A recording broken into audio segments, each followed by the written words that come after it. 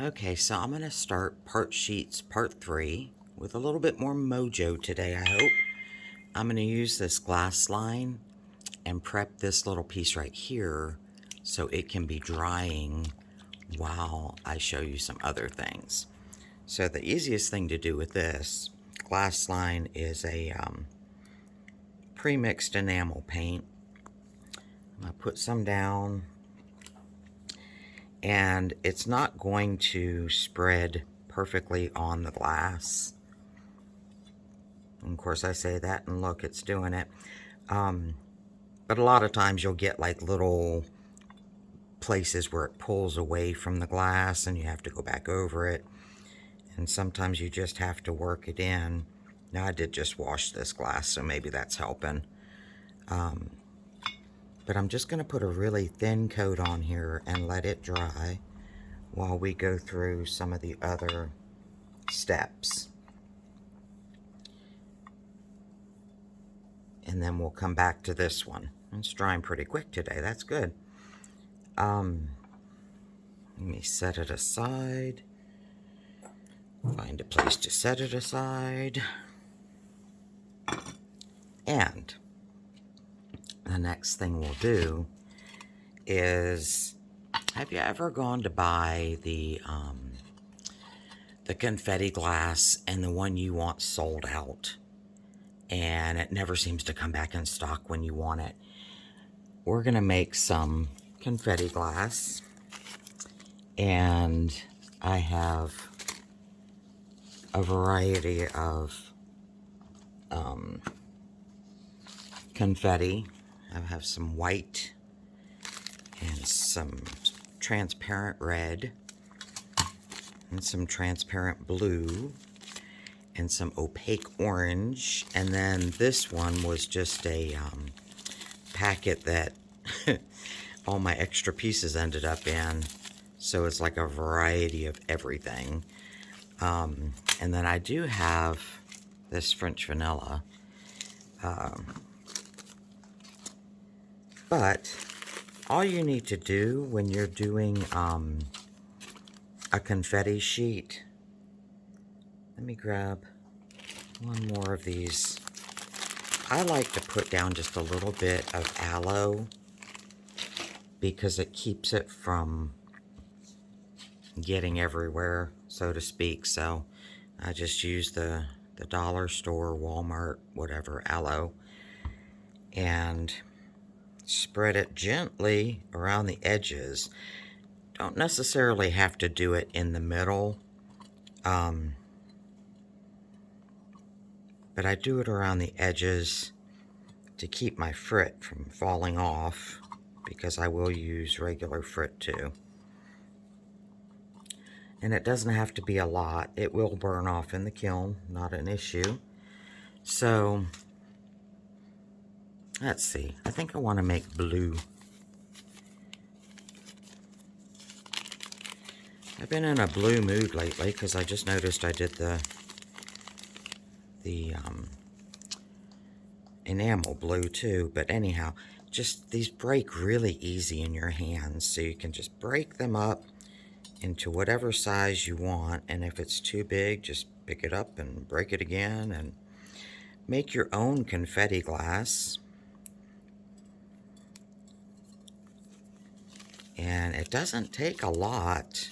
I mean, you can use as much as you want, obviously, but it doesn't take much to get decent coverage on your glass. I know at Christmas time, everybody's wanting that green and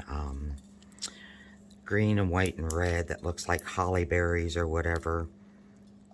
And unless you order it ahead of time, you know it's going to sell out and you're not going to get it. And now you can just make your own. And honestly, if I had green, we probably would have made some, because then you can cut out ornaments or what have you. And I like to break mine up kind of small. And I always pick it up off of I need to get my tweezers. Pick up the little pieces off of there. And then the next thing you can do with that is you can add some frit I think I'll put red. This is red transparent. I'm using medium. And I don't see my spoon. Oh, there it is.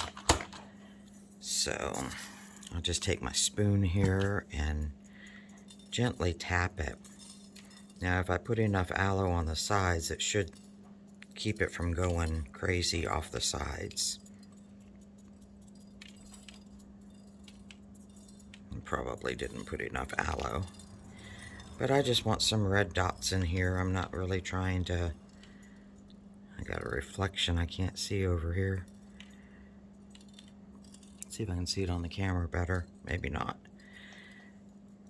So, some red frit, some blue confetti. The other fun thing you can add to it is stringer.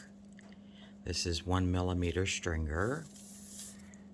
And if you want to, you can shape the stringer over a candle. I was hoping I had, there it is, just a plain white one. So if you wanted it to be shaped squiggly or what have you, you can do this over a candle ever so gently and just kind of bend it around, or you can just break it up and make a pattern that way. It breaks very easily with your hands.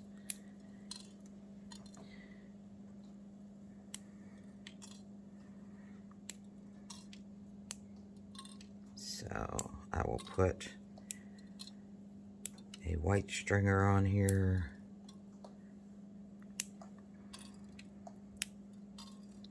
And just kind of random, what have you. Pick up some of my red frit that came off. And we will just fire this as it is, and you will have your own version of confetti glass. So, any colors you want. Let me go put it in the kiln. Be right back. Okay, so rubber stamps. We've all seen the embossing and mica, but you can do it with powder as well. And sometimes that works out a little bit better for me because A, mica gets messy sometimes, and B, sometimes you get that rough texture on the top with it. So I need some leaves or some florally background. So I'm just going to take my embossing ink and I'm going to emboss this rubber stamp as good as I can. Sometimes I don't like to do it this way because you get too much on there. And then see how it gets on the under pad. Sometimes you'll get that to come down, sometimes you won't, but we're going to give it a shot. So you press straight down, try not to wiggle it. I'm really good at wiggling it, and lift straight up. And then if you need more than one of that, more ink. That's probably enough embossing ink there, but I'm going to just get this one. And you can do this with any decent size rubber stamp. I have tried to do it with lettering, and it works out okay if the lettering is big enough. If it's tight lettering, see, I got a little gap right there, but that'll be all right. 9 times out of 10, we're going to cut this up and do something with it anyhow, so we can adjust what we need to. But I'm going to finish this one off. I'm not pushing hard enough, I think. There we go. That's better. I'm going to finish this up. And then we are going to cover it in powder. Just get one in this corner. Alright, make sure you wash that off fairly quickly afterwards, or else it's going to dry and be nasty to get off. So I'm going to try this emerald green. I don't think I've tried this before, and it just sounds pretty. It is transparent, so it might end up being a little bit too light. We'll have to just see when it comes out of the kiln. Some of the transparent colors just are too transparent, I guess. But this has bold enough leaves that I think it's going to show okay. So, and I should have got my red frit off of my paper before I started this so I could save my powder that went over. And the other thing I should have done was raised it up some so that I could pick it up. Let me see if I can do that now.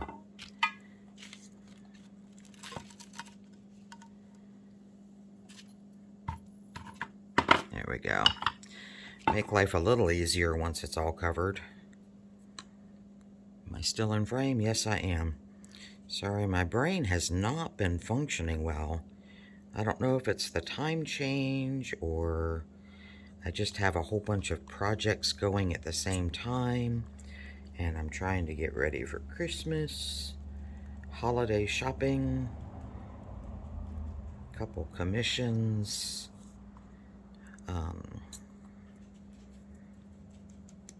and then general in-life stuff. So it's like I need a clone or two.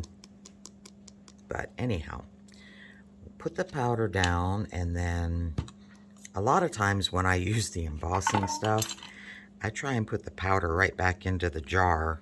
I think this is too large of a sheet of glass to do that with, but we'll see what we can do. Give it a good tap, and then, well, I kind of didn't clean good over here because I wiped off some gook from before. So anyhow, you've got your pattern going. I will put this in the kiln. This side's obviously going to have some smearing to it, and I could get, there it is, I could get this little brush and try and clean it up some, but honestly it's going to be probably more trouble than it's worth.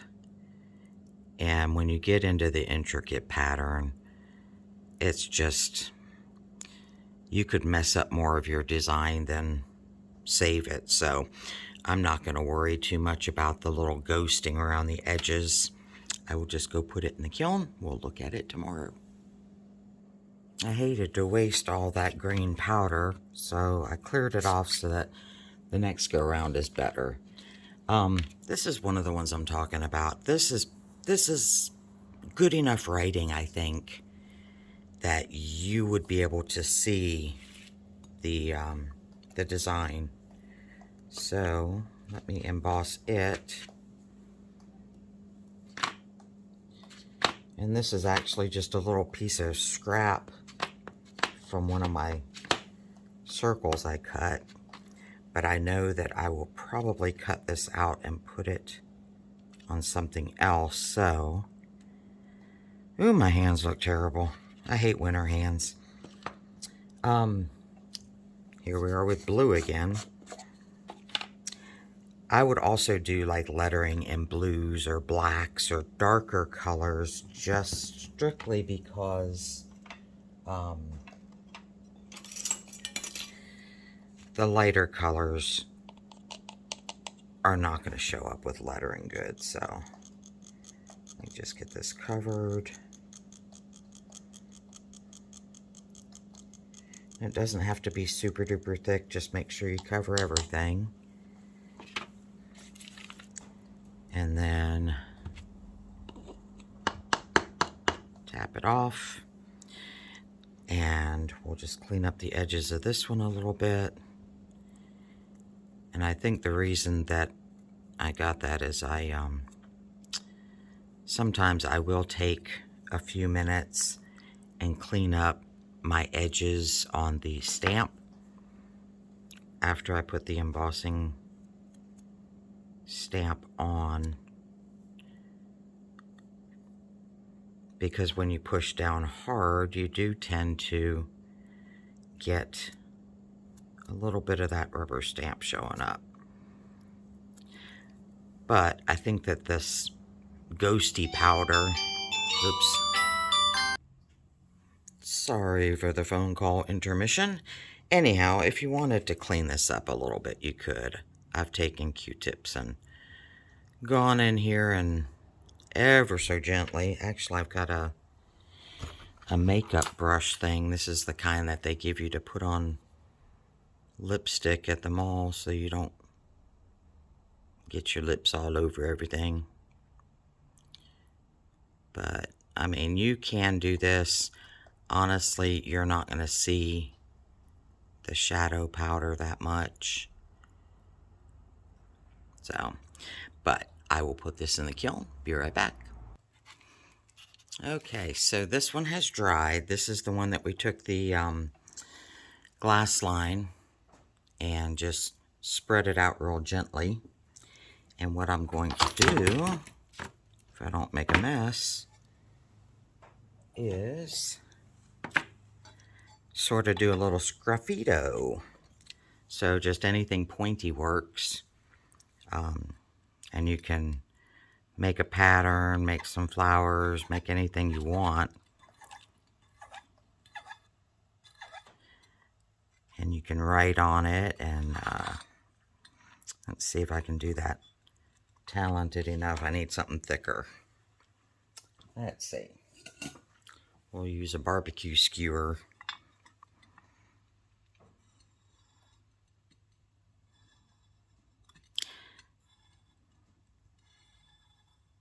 Let's see if I can.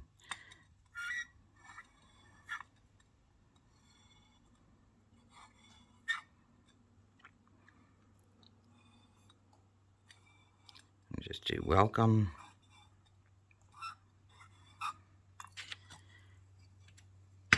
Tap off the powder. But this is good if you want something that you can do like a hand organic design with. Say you wanted to put somebody's house numbers or something like that. You could plan it out a little bit better than I did. But never forget, enamels are fun to play with. You can do a lot of things with those. And this will show up pretty good. If you're going to do writing, I'd make it a little bit thicker. I'd find maybe that end of it might work better. I don't know. But this is an option as well. I will fire this, and then I will show you another quickie thing here using powders.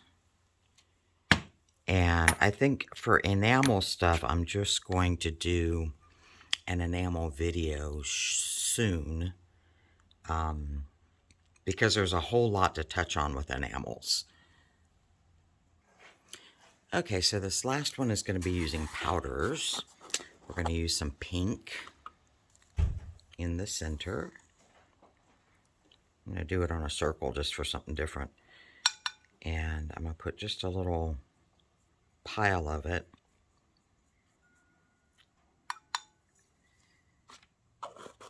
And then I put a little bit more of that than what I will do of the yellow and the green, because I want to be able to pull that farther. So I'm going to make a little trough of yellow.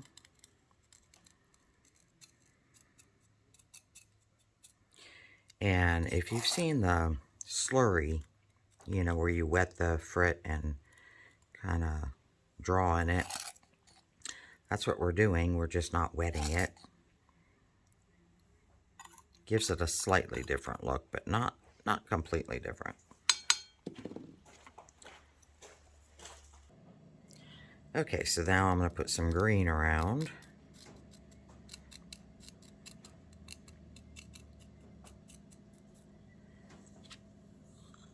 And this is a rather large circle.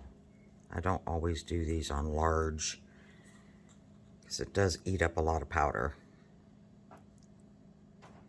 And since you're putting them together, you can't really save the powder. So I'm going to see how far I can get this to spread, because I don't really want it all the way to the edge. You can do it all the way to the edge, but the easiest thing I have found to use is an old gift card, and just pull it in and push it down, and that gives you a little bit of a pull this way.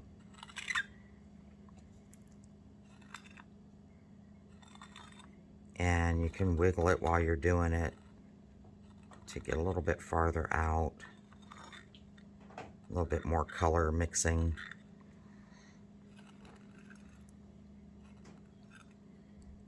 Don't have to be as neat and careful with this because you're looking for just kind of a wild design. It's not something I would do if I wanted something meticulous.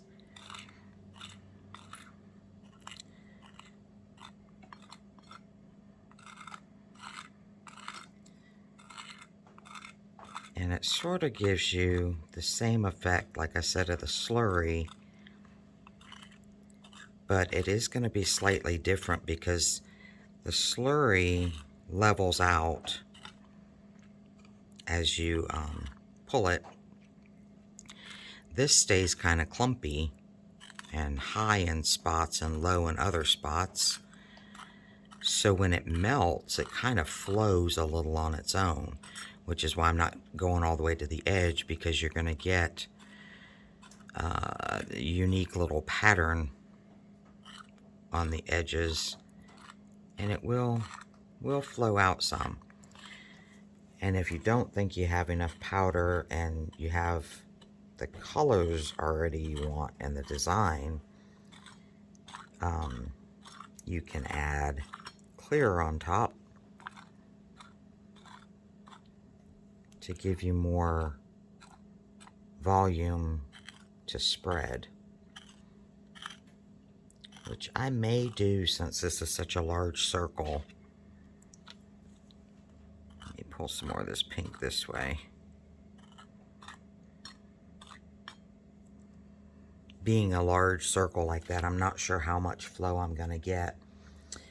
I'm sure there's got to be some scientific method to figure it out, but I'm not a math genius, so let me grab my clear.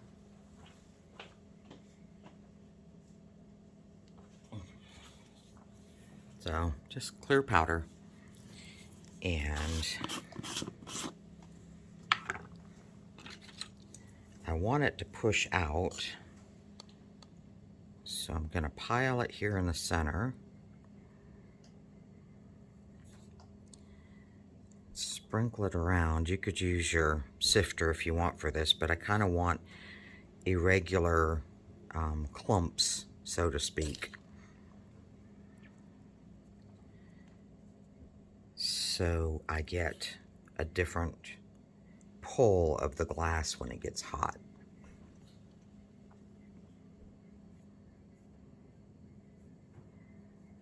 Alright, that should be enough.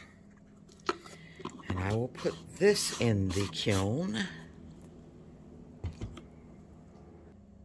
Okay, so I have a little bit more space in my kiln, so I'm going to take some of this French vanilla and make another confetti sheet. But I'm going to try and get a chemical reaction with it, because I have some turquoise frit that I'm going to use. And I just want it to be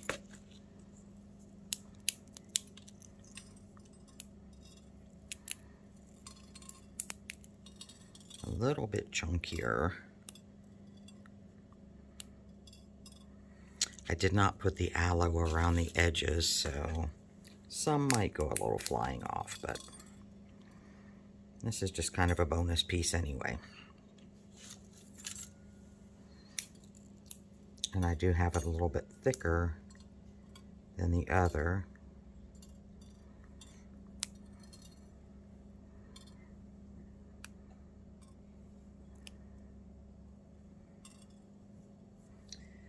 Because I found some of this coarse bullseye frit that I had left over from something.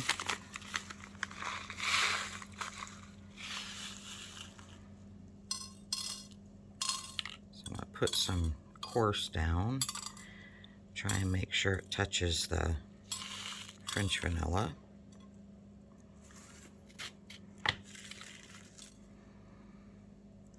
Try and keep it on the glass.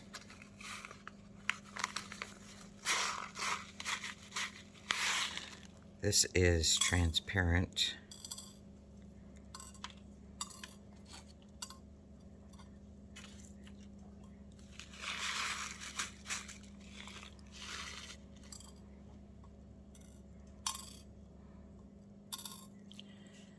And since we only contour fuse, it may leave me with some texture too, which is okay. I think I'm going to put some of this aquamarine, which is medium. Let's get my little spoon in the bag. I bought these years ago when I first started doing fused glass.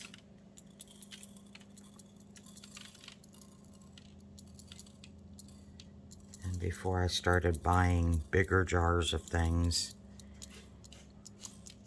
once I realized I was kind of addicted to it, bigger jars happened.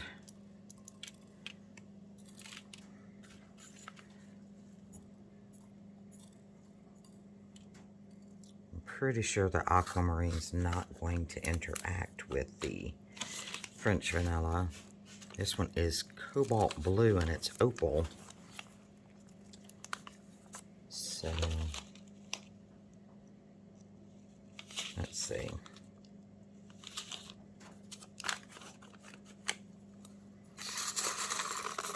I'm not going to put a bunch of these, but just some accent pieces here and there.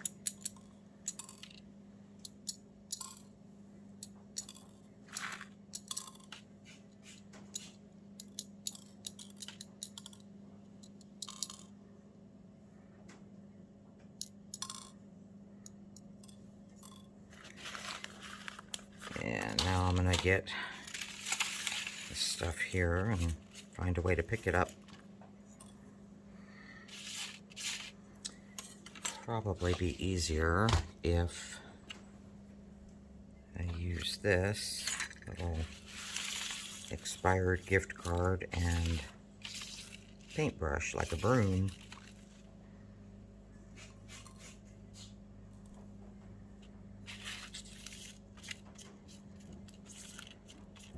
And this should fill my kiln to where I don't feel like there's a hole. I don't know about you guys, but I hate firing a kiln that's not full. Unless it's a specific project that really shouldn't be full. So, let me go put this in and we will see you tomorrow. Alright, well I've cleaned them up just a little bit. And I have cleaned them up just a little bit. This blue, the cobalt blue, was certainly lighter than I expected it to be. This emerald green was way lighter. I had not used this one before, and holding it up you can really not even see it at all.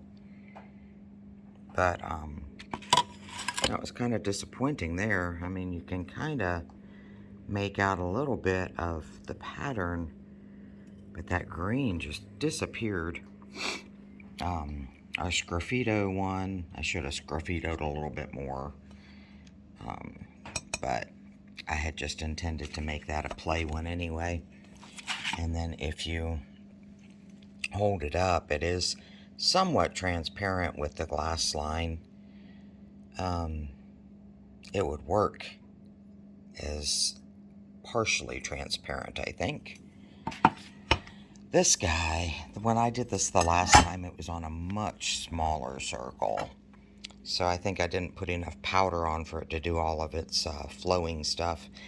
And I probably did not hold it long enough with these other things that were in the kiln. I'm not sure why the clear, see how the clear did? It didn't melt all the way at all. So I might actually refire this one. I love the interactions between the yellow and the green though. Speaking of interactions, this one, let me move this so we can put it on the white paper. This one got some really cool interactions with the French vanilla confetti and, where's my finger? The French vanilla confetti and the dark turquoise frit.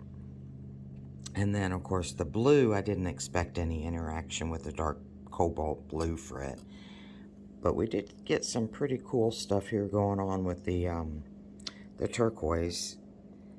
And the aquamarine frit, I didn't really expect much of anything to happen with the French vanilla on that either. But I do like the weirdo stuff there. So I'm just a weirdo myself. This one's going to be a really good 4th of July one, won't it? I mean, it's got the vanilla or the white stringer and just some frit and the blue confetti. I think that'll make a good, maybe a star or two for 4th of July. So, part 3, kind of a letdown, but we will be back later with enamels, and I've got a couple other ideas that are floating in my head. So, please share, like, and subscribe, and we will be back with more testing and learning and whatnot soon.